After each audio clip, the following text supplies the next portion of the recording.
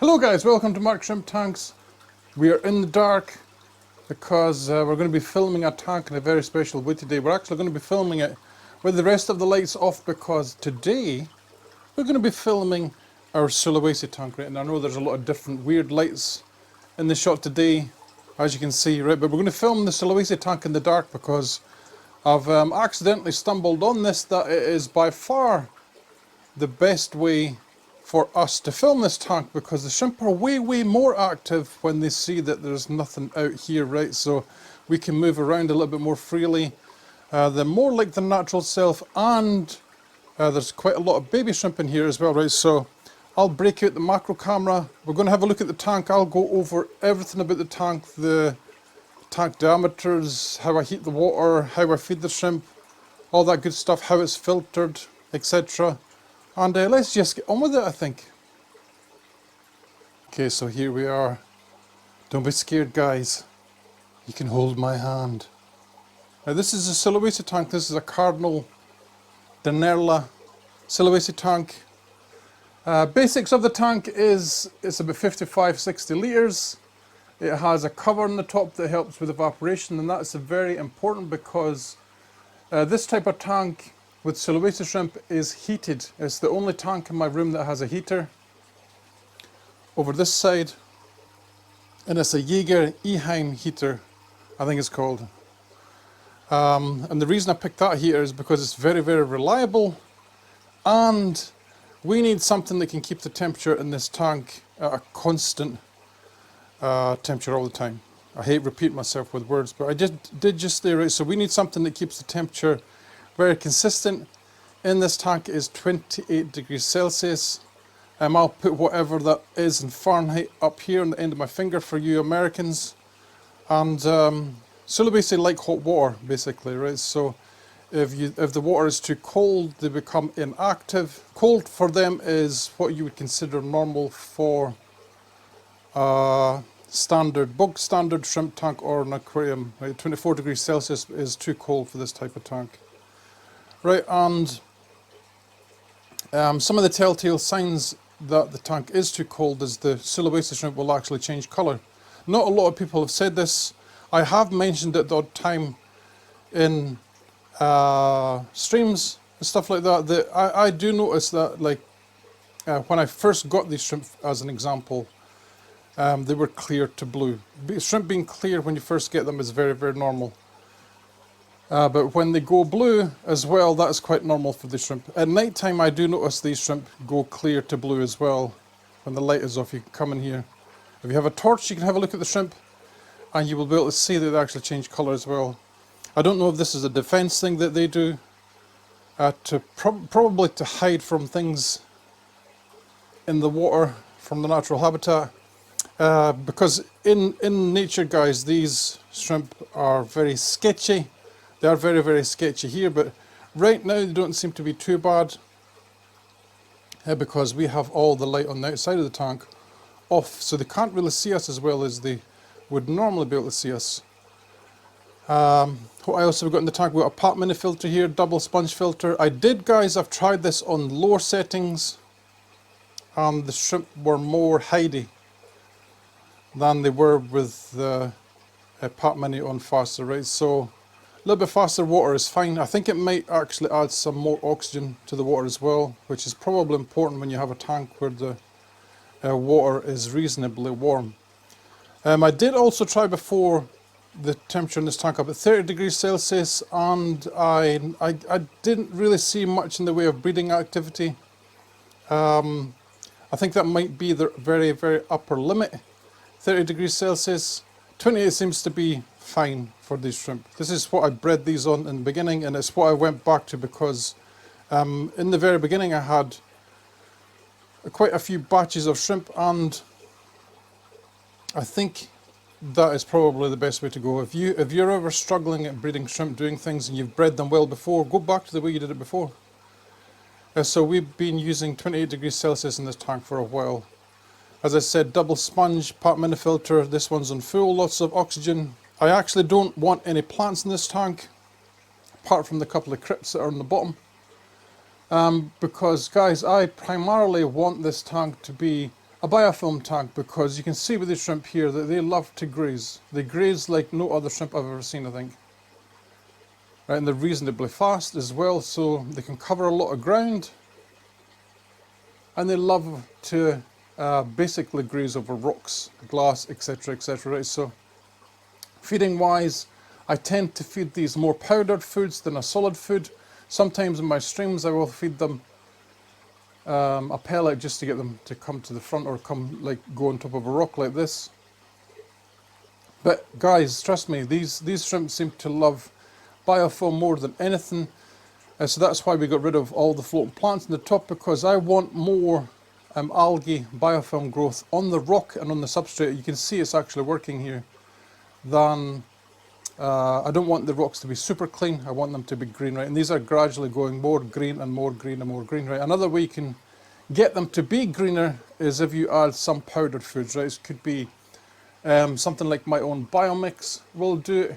Anything that will coat the surfaces of the tank or the rocks will help to create algae, a thick algae base with a lush biofilm matrix on top of it, right? So other good foods for this kind of thing are things like Bacter AE. Pollen is also very good. I feed that occasionally in this tank. Guys, I just want to touch on something else as well. I have used Shrimp King's 7.5 GH buffer in this tank, and I didn't have that great results. Right, and I've been doing this for a long, long time. Look at these gorgeous shrimp there in their little rock. See them? I've been doing this for a long, long time. I've had this tank for a couple of years now, and I've went through about 3 different types of buffer, and I went back to the one that worked the best for me in the beginning, right? So I went through Salty Mineral 8.5, and I had lots of breeding activity in the beginning, but it can be a royal pain in the ass to dissolve, right? You have to dissolve it over a day in CO2, and then you have to get rid of the CO2, and then you have to do your water change, right? So that it is a pain in the ass. So I tried Shrimp King's 7.5 GH buffer, and I didn't have as good a results for some reason. Right, I then went on to Salty Mineral GHKH Plus, because it is a neocaridine buffer. I thought that would work, but I didn't. I still didn't have the same breeding activity that you see now, right? So I have lots of bearded girls in this tank. Guys, as we're talking through this video, I'll actually put the pictures of the shrimp somewhere on the screen, so it's not just me blabbering. You'll see the baby shrimp and stuff as well. And I've went back to Sulawesi 8.5. And guys, it's also very noticeable that I have more biofilm growth. I actually cleaned the glass on this side and that side over here, on this front panel here and this panel here yesterday, and there was a lot of biofilm in it, lots and lots of algae and biofilm. You can kind of see the difference on here, that this side still has the biofilm and algae on it. You can see the Sulawesi away at the back there climbing up the glass, etc. Right, so this is what you want. This is the type of tank that you want for Sulawesi. Minimal plants, because they, as I said, they love biofilm. You want rocks, because rocks are very good as a medium for biofilm and algae to grow on. That's why I have so many rocks like that. You can see they're all green.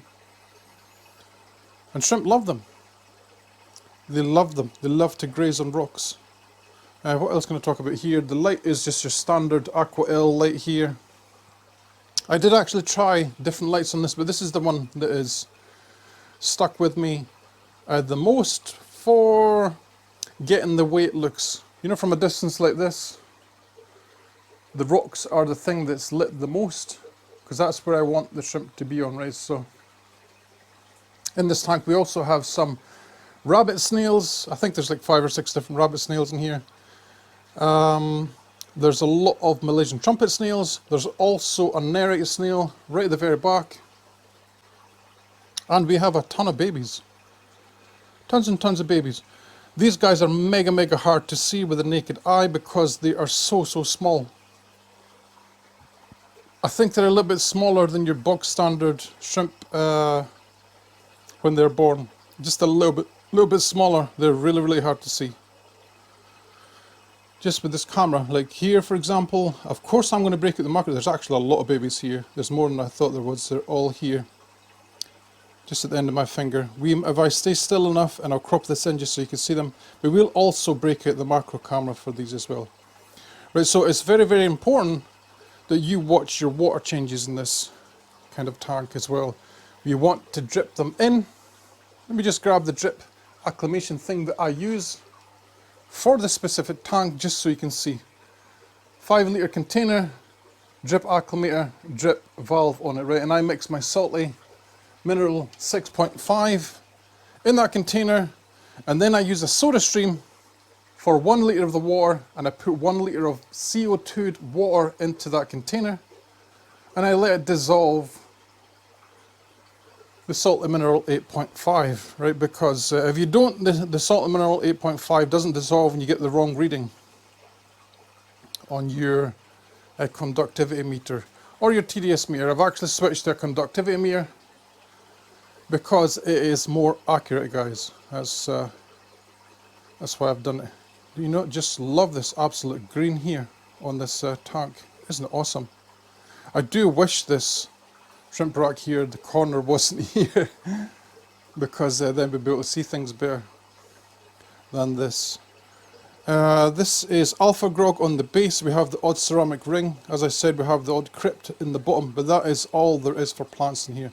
I did try a little experiment with some active soil in the tank to see if it would help with more algae growth, and I'm not sure. I don't think it's actually done anything. The thing that has worked the most is the change back to salty mineral 8.5 GH buffer. I don't know what it is. It seems to be perfect for these shrimp, and it seems to grow more algae as well. I'm not sure why that happens, if like at a higher pH algae grows better, or if it's just because it has more minerals or whatever.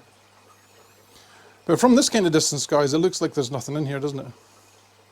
Again, we're going to break out the macro camera.